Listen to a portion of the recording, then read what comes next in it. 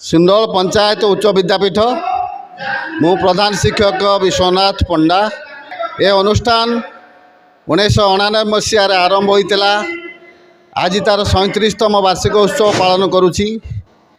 ए अनुष्ठान प्रथम अद्यावधि पिलामानकर सर्वांगीन उन्नति पाई एक शैक्षिक वातावरण सृष्टि करी आग पीढ़ी सृष्टि करिबारे कार्यरत।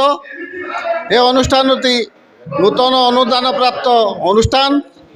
ए अनुष्ठान को सरकारी साहाय्य संपूर्ण न आसिले भी ए अनुष्ठान कर्मचारी माने ए अंचल अधिवासी माने समस्त सहयोग पिला समस्त सुविधा सुजोग दि जाउची।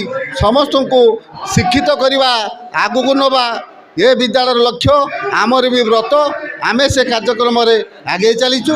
समस्त सहयोग सदिच्छा आवश्यक ए पिला आहरी आगू नापी एवं गार्डियन मैंने सचेतन हवा उचित ये पिला मानू ठीक बाटर नापी। तेबे पिला माने निश्चित भाव स्कूल ना रखिबे एवं गुरुजन मानकर ना रखिबे।